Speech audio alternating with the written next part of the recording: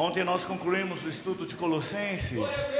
E em resumo, o que Colossenses nos trouxe é essa verdade. Neste universo, nessa era que nós vivemos, ontem, hoje e eternamente, o que é verdadeiro, o que é concreto, está em Cristo. Nele habita corporalmente toda a plenitude da deidade. Então, se há algo que deve atrair a nossa atenção, se há algo que deve e merece que nós gastemos o nosso tempo, o nosso esforço, a nossa vida, é Cristo. Por isso, louvado seja o Senhor. Colossenses foi escrito por volta do ano de 64, quando Paulo ainda estava na prisão em Roma. E ele nunca tinha ido a Colossos, mas ele tinha pessoas que colocaram aquela igreja e aqueles irmãos no coração. E levavam para Paulo para dizer: olha, lá em Colossos temos irmãos que estão buscando e vivendo a vida de Cristo aqui na terra. O reino de Deus se estabeleceu ali em Colossos. E isso foi trabalho de um precioso irmão chamado Epáfras. Ele não é tão famoso, ele não escreveu nenhuma epístola. Aqui nós temos a citação em Colossenses de pelo menos 3 escritores do Novo Testamento. Nós temos a próprio Paulo, que é autor. Nós temos Timóteo, que é o autor dessa epístola junto com Paulo e receptor de 2 epístolas de Paulo também. Nós temos Lucas, que escreveu o Evangelho de Lucas, e João Marcos, que escreveu o Evangelho de Marcos. Então, nós temos pelo menos 4 pessoas que participaram de várias porções do Novo Testamento. Mas Paulo começa dizendo que na igreja, o que vale, o que importa, é termos pessoas que se preocupem com pessoas. Esse é o item central de uma boa condução da igreja. Temos pessoas que se preocupem com pessoas. Nós não somos perfeitos, mas esse é o nosso anelo. Que o Senhor possa em nós colocar o mesmo sentimento que houve também em Epáfras, de considerar cada irmão, cada irmã. Ninguém é dispensável, descartável, não. Ninguém é substituível, não tem peça de reposição para você. Por isso, olha para quem está do lado e fala assim: você vai ter que me engolir.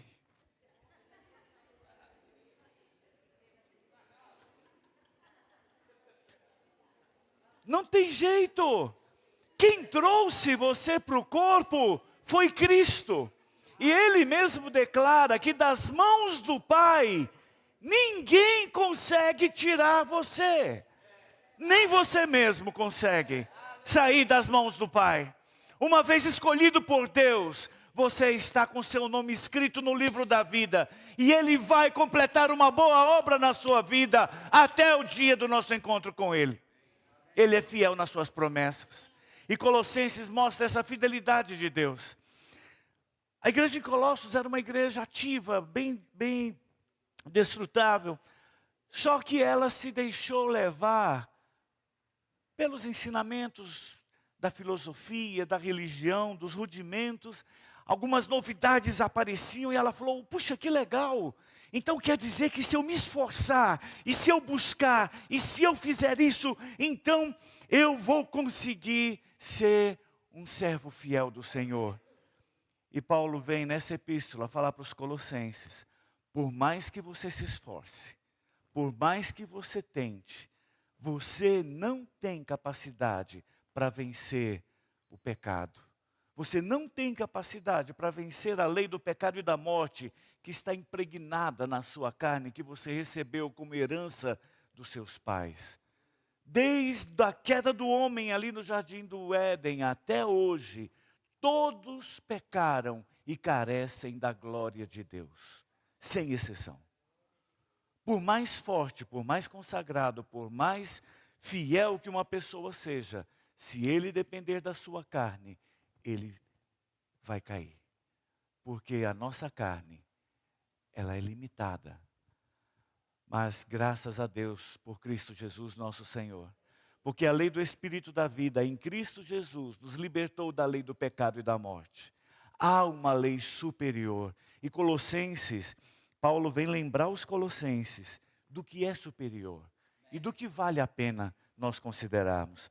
Aqui do capítulo 1, versículo 15 até o 2,15, ele vai gastar todo esse trecho só para nos lembrar quem Cristo é. Eu vou só, de forma resumida, ler aqui para vocês. Depois vocês podem ler o livro de Colossenses. Leia na versão NVT que nós usamos ontem, é muito interessante. Cristo é a imagem do Deus invisível. Ele é supremo sobre toda a criação. Olha só, Ele consegue dar forma a Deus. Você quer ver Deus? Olhe para Cristo. Em Cristo, a imagem do Deus invisível é expressa. Se você quer ver Deus, é em Cristo que você vai ver a perfeita imagem do Deus invisível. Tudo foi criado por meio dele e para ele. Ele existia antes de todas as coisas. Ele mantém tudo em harmonia. Não quer dizer que ele evita tempestades, ele cancela as tribulações. Não quer dizer que ele vai fazer as coisas envolvidas. Ele não está preocupado com o ambiente, com a situação. Ele está preocupado com você e comigo. Se ele está no barco, o vento pode soprar, as ondas podem açoitar o barco. Ele está dormindo. Porque ele não tem preocupação com o vento ou com o mar. Os peixes que se virem. A preocupação dele é com você. E se Jesus está dormindo no meio da tempestade, fique tranquilo. Ele já disse que você vai chegar do outro lado. Se ele já disse, vai acontecer. Porque ele é fiel em todas as suas promessas.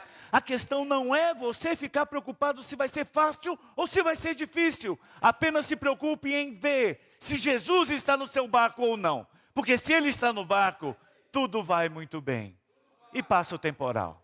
Você vai chegar do outro lado. Você vai aportar na outra margem. Porque o Senhor é fiel em todas as suas promessas. Ele é a cabeça do corpo, que é a igreja. Ele é o princípio supremo sobre os que ressuscitam dos mortos. O maior problema que nós temos hoje, e que é irreversível, é a morte. Outros problemas vêm e vão. A morte, nos disseram que é um problema sem retorno. Alguns ainda tentam criar alguns mecanismos e argumentos para dizer, não, depois nós temos uma segunda chance, uma terceira chance. A palavra nos fala que está ordenado aos homens viverem uma só vez. E depois disso, o juízo. Então, já que a gente tem que viver uma só vez, vamos escolher a melhor vida. Porque eu nasci com uma vida humana. Mas aqueles que tomaram Cristo na cruz e com Cristo morreram na cruz, já morreram. E agora a vida que nós vivemos é uma nova vida em ressurreição que é eterna. Sobre essa vida, a morte não tem poder. Porque quando a morte chega, você ri e fala, chegou tarde, eu já morri. Lá na cruz de Cristo, eu estava lá. Cristo me carregou naquela cruz, e naquela cruz eu morri com Ele. Agora, para seu espanto, quando Ele ressuscitou, eu também ressuscitei com Ele. E a vida que agora eu vivo pela fé do Filho de Deus, que me amou e a si mesmo se entregou por mim. Essa é a vida nova que nós recebemos por direito quando nós cremos no Senhor. Ele é o primeiro em tudo. Toda a plenitude habita no Filho e por meio dele o Pai reconciliou consigo todas as coisas. Isso inclui você. Essa porção aqui, eu quero convidar vocês para nós lermos essa porção aqui. Olha só.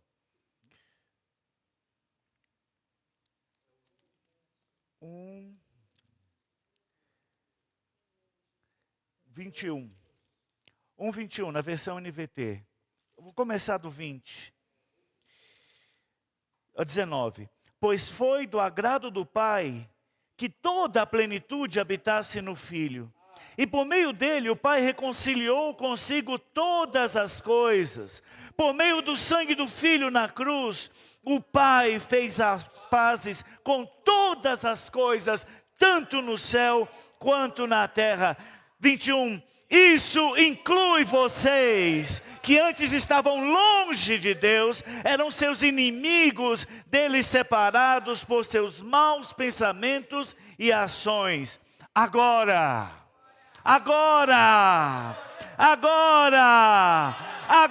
porém, ele os reconciliou consigo por meio da morte do Filho no corpo físico. E como resultado, vocês podem se apresentar diante dele, santos, sem culpa, livres de qualquer acusação. Declare comigo: eu sou santo. Eu não carrego culpa. Eu estou livre de qualquer acusação.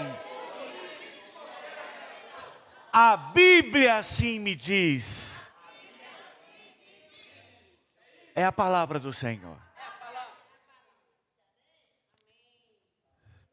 É preciso, porém, que vocês continuem a crer nessa verdade e nela permaneçam firmes. Deus queria que vocês soubessem que as riquezas gloriosas desse segredo também são para vocês, guaraenses. Tem que fazer a nova versão atualizada.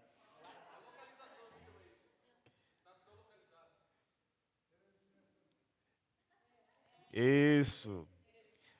É a partir do 27.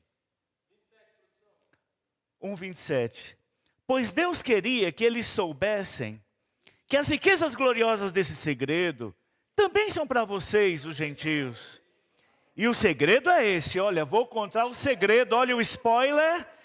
Cristo está em vocês.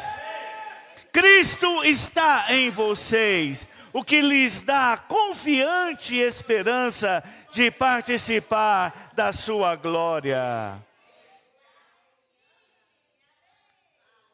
Cristo está em vocês. 2:6 fala: e agora, assim como aceitaram Cristo Jesus como Senhor, continuem a segui-lo. Continue a segui-lo. Aprofundem nele as suas raízes e sobre ele edifiquem a sua vida. Nossas raízes não devem estar ancoradas em nada que não seja Cristo e somente Cristo. É sobre ele que nós edificamos a nossa obra. Cristo e só Cristo. Esse é o nosso fundamento, essa é a nossa base. Versículo 8. Não permitam que outros os escravizem com filosofias vazias, com invenções enganosas provenientes do raciocínio humano. No versículo 11. Em Cristo, vocês foram circuncidados, mas não por uma operação física, e sim espiritual, na qual foi removido o domínio da sua natureza humana. No batismo, vocês foram sepultados com Cristo, e com ele foram ressuscitados para nova vida por meio da fé no grande poder de Deus que ressuscitou Cristo dos mortos. Vocês estavam mortos por causa dos seus pecados e da incircuncisão da natureza humana. Então ele lhes deu vida. Com Cristo, pois, perdoou todos os nossos pecados. Ele cancelou o registro de acusações contra nós, removendo e pregando na cruz. Desse modo, ele desarmou os governantes e autoridades espirituais e os envergonhou publicamente ao vencê-los na cruz. Não há principado, não há potestade, não há poder que tenha direito sobre você. Você está em Cristo. Ele já desarmou todos os poderes espirituais para te dar liberdade, para viver a nova vida que você recebeu. Versículo 15 do capítulo 2. Eles não estão ligados, 14 para dar o 14 não é 15, não é 19, eu estou sem óculos, calma lá, 18. Não aceitem a condenação daqueles que insistem numa humildade fingida, na adoração de anjos, e que alegam ter visões a respeito dessas coisas. A mente pecaminosa deles os tornou orgulhosos. E eles não estão ligados a Cristo, que é o cabeça do corpo. Unido a Ele por meio de suas juntas e seus ligamentos, o corpo cresce à medida que é nutrido por Deus. Vocês morreram com Cristo e Ele os libertou dos princípios espirituais desse mundo. Então não continue a se pautar por outras regras, por simples convenções de não mexa, não prove, não toque. Essas regras não passam de ensinamentos humanos sobre coisas que se deterioram com o uso. Podem até parecer sábias, pois exigem devoção, abnegação, rigorosa disciplina física, mas em nada conseguem para vencer os desejos da natureza pecaminosa. Você tem a vida de Cristo. Então, se conecta às coisas do alto. Pensa nas coisas do alto. Busca as coisas do alto. E quando Cristo quer a nossa vida se manifestar, então a vida de Cristo em você será manifestada com Ele em glória. E se você recebeu essa nova vida, viva por ela. Faz morrer na sua vida as coisas pecaminosas. Se revista da nova natureza e seja renovado. Agora eu quero convidar vocês para de pé nós declararmos o capítulo 3, versículo 11. Na versão NVT, olha só o que diz aqui. Fale 3:11, fale com bastante intensidade. Nessa nova vida, não importa se você é judeu ou gentil, se é circuncidado ou incircuncidado, se é inculto ou incivilizado, se é escravo ou livre. Cristo é tudo o que importa e Ele vive em nós. Cristo é tudo o que importa. Cristo é tudo o que importa. E Ele vive em mim. Cristo vive em mim. Cristo vive em mim. Oh, que grande salvação, que Cristo vive em mim. Amém.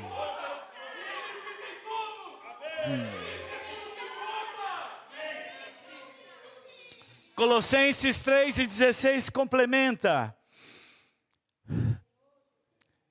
que a mensagem a respeito de Cristo, em toda a sua riqueza, preencha a vida de vocês.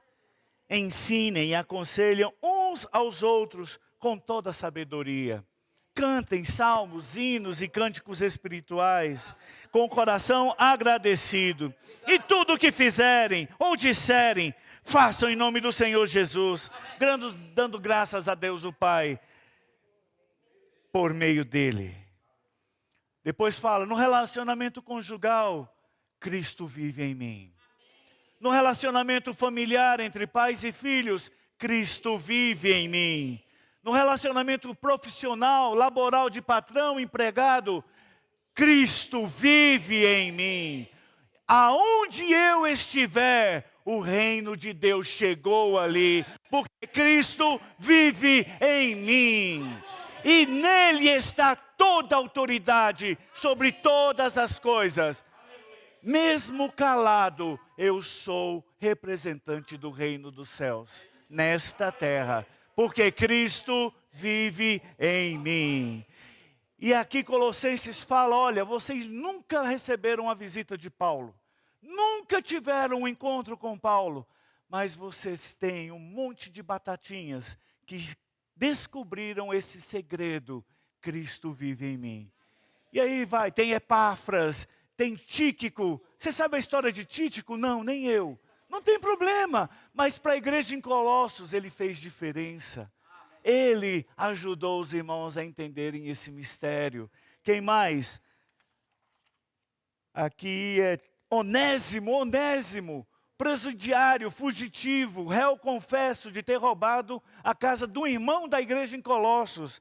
E qual o presente que Paulo manda para a igreja em Colossos? O ladrão de volta. Tome o seu ladrão, porque agora Cristo vive nele. Paulo foi para a prisão em Roma para encontrar com Onésimo. Ele não pediu para que os irmãos lá orassem para que ele saísse da prisão. Mas ele pediu para que aonde ele estivesse, que o Senhor desse oportunidade para que ele pudesse falar desse mistério, que Cristo vive em mim.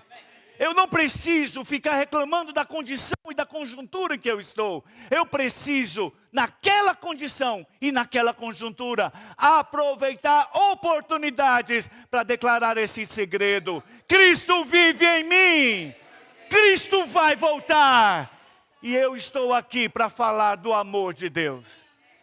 E aqui, usa todos esses irmãos aqui, quase invisíveis, mas que estão aqui. Aristarco, Marcos, primo de Barnabé. Marcos, 20 anos antes de ser escrita essa carta, Marcos foi convidado por Paulo a ir embora.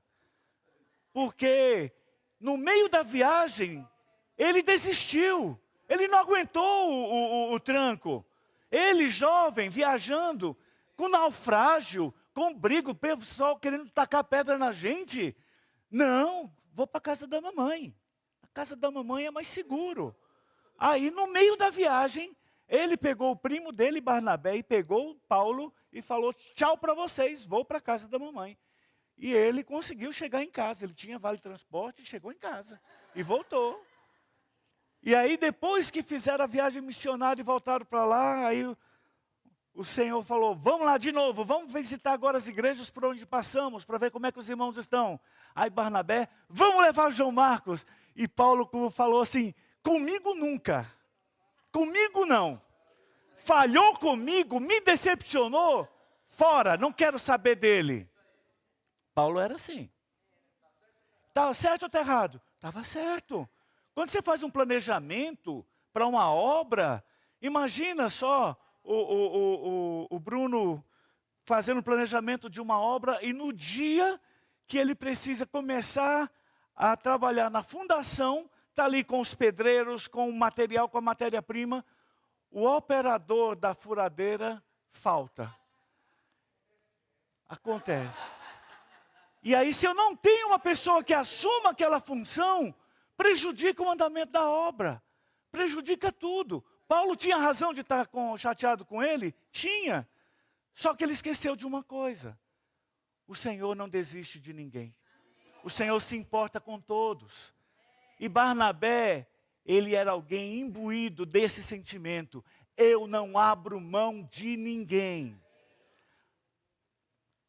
O que você prefere, sair com Paulo, grande Paulo, que vai escrever 14 epístolas do Novo Testamento, grande profeta, mestre, usado por Deus, do qual o Espírito Santo falou ali na reunião da igreja, lá em Antioquia, que era para separar para a obra que o Senhor tinha designado.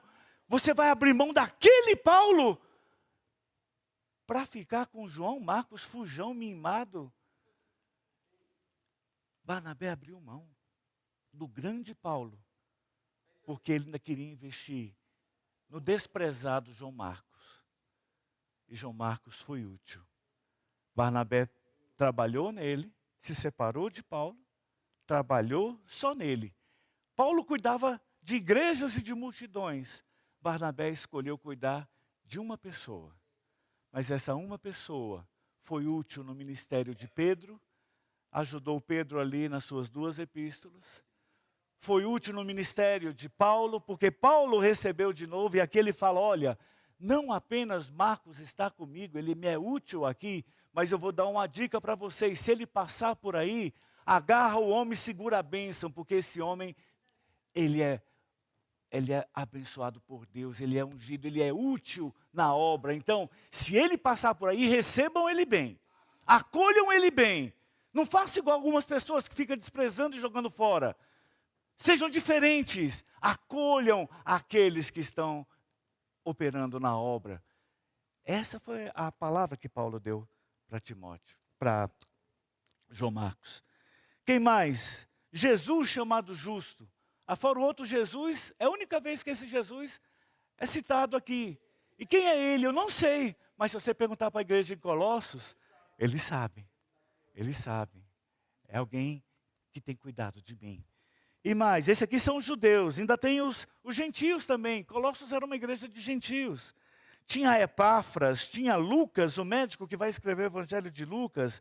Tinha Demas, que mais na frente vai também amar o mundo e se afastar. Mas hoje ele está aqui. Enquanto ele está aqui, ele fica. Por que Demas saiu? Porque ele amou outras coisas. Mas não porque ele foi convidado a sair. Paulo aprendeu lições. Eu não descarto aqueles que Cristo recebeu. Então, aqui tem o Demas, e no final ainda dá um recado para Arquipo. E um aviso para os arquipos da igreja no Guará. Cuide em realizar o ministério que o Senhor te deu. Isso está onde? 4:17. E digam a Arquipo, cuide em realizar o ministério que o Senhor lhe deu.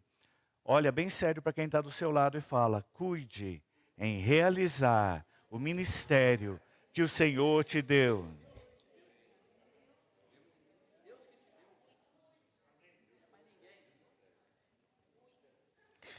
Aqui no 16, no 4:16 ainda diz, para encerrar, depois que tiverem lido essa carta, enviem à igreja em Laodiceia, a fim de que eles também possam lê-la. E vocês leiam a carta que eu escrevi para eles. Vocês leram? Não tem essa carta de Paulo para Laodiceia. Os irmãos não consideraram e não guardaram aquela carta e ela não foi arquivada aqui.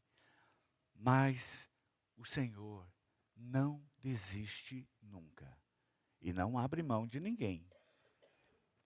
Eles não guardaram essa carta, a gente não sabe qual é o seu conteúdo, mas a gente sabe que o Senhor mandou outra carta para a igreja em Laodiceia. Porque o Senhor, Ele não é pobre e limitado de recursos.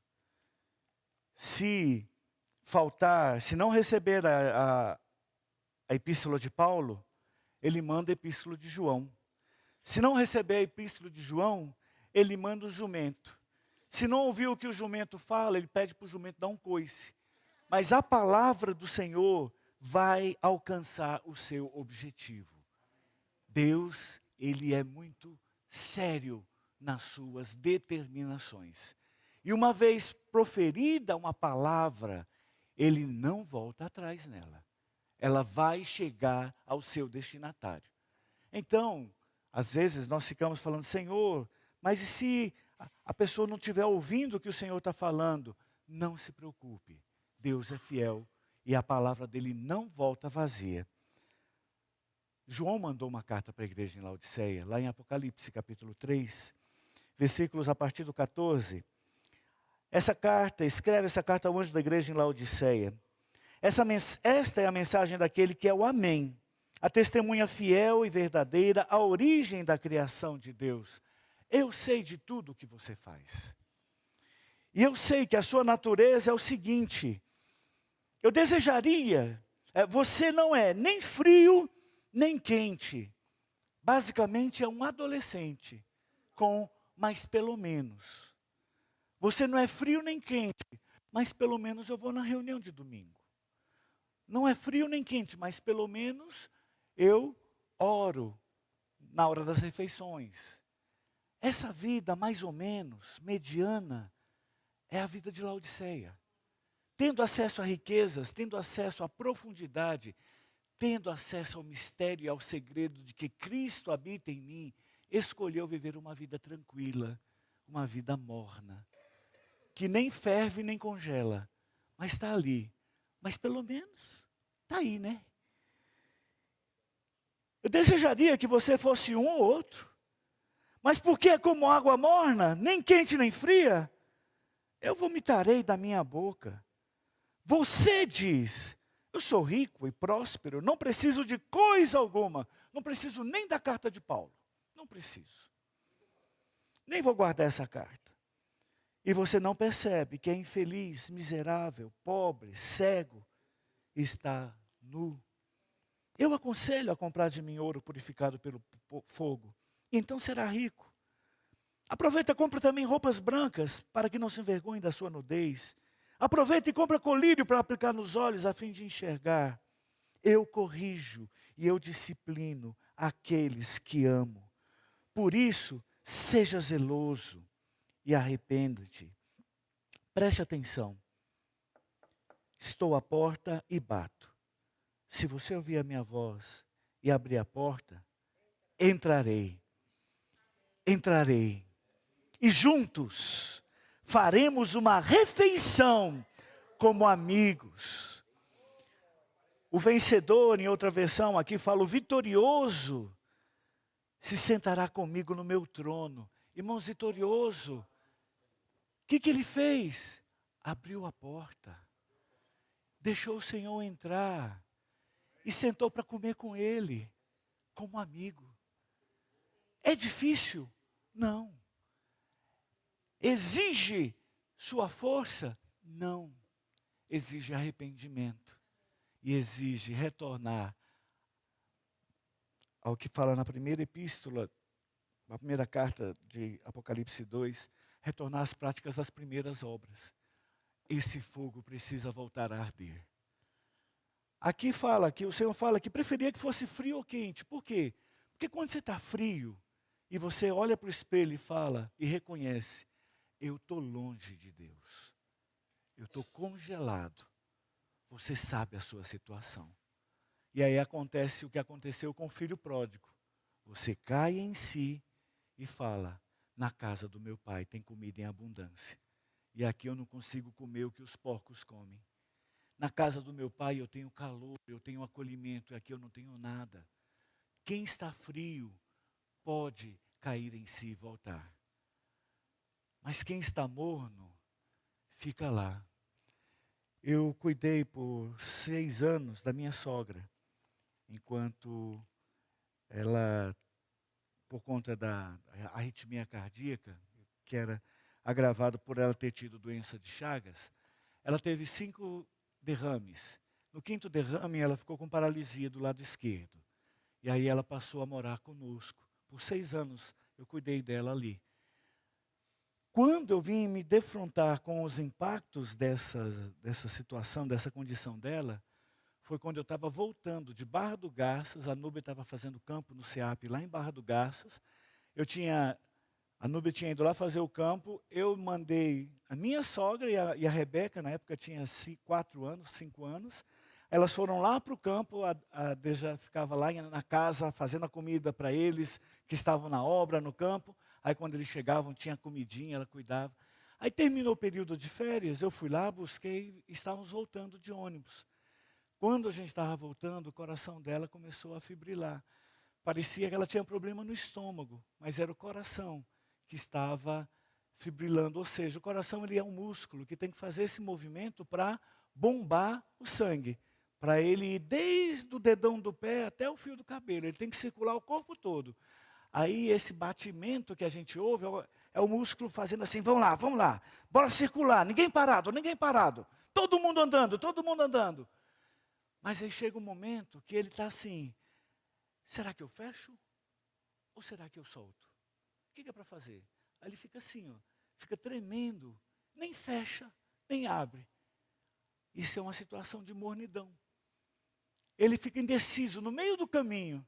Se ele tivesse fechado de vez assim, tinha uma saída. Se ele tivesse também alargado de vez, tinha outra saída. Mas como ele ficava assim nesse nem vai nem volta, o sangue fala, vem cá, é para ir ou para não ir? É agora ou não é? Vai ou não vai? O sangue não roda. E aí com isso, ela penou de Mato Grosso até nós chegarmos em Goiânia, que é quando nós encontramos o hospital aberto, para ela ser atendida. Depois veio para cá, ela não podia ficar nem alegre nem triste. Se ela alegrasse, o coração perdia o ritmo. Se ela entristecesse, o coração perdia o ritmo. Até que ela colocou um marca-passo. Quando ela colocou o marca-passo, aí o coração perdeu o poder de controle, mas ganhou alguém para dizer, agora eu vou dar o ritmo aqui. Atenção, vamos lá, coração. Pam, pam, pam, pam, pam, pam. Do jeito que ela estava, o maestro estava lá. Ela podia estar bem, podia estar mal, mas o maestro estava lá. É assim, vamos lá, vamos lá. No dia que ela partiu, eu estava com ela no hospital.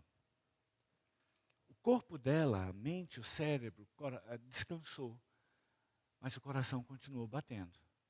Porque, mesmo com ela já sem vida nos outros órgãos, por conta das outras comorbidades que tinha, o coração ainda estava lá, com o maestro falando, vamos em frente, vamos continuar. Isso é o que Cristo faz em nossa vida. Você ganhou um maestro que está dentro do seu espírito, esperando um espaço para você. Vamos lá, me conecta, me liga aí na sua vida, que aí eu assumo daí para frente. Se você está bem, está alegre, está triste, não importa do jeito que você estiver, eu vou estar marcando o ritmo e a bênção vai estar circulando em você. Porque Cristo vive em mim. Ele está querendo assumir o controle da nossa história. Esse é um resumo de Colossenses. Os irmãos agora podem ainda completar com o que desfrutaram ao longo dessa semana, ontem, hoje, o que Cristo falou para você. Seja bem sucinto e direto para que mais irmãos possam falar. Porque a gente sabe que você é um Paulo, mas a gente também quer saber o que está se passando na cabeça do Onésimo, do Tíquico, do Epáfras, e até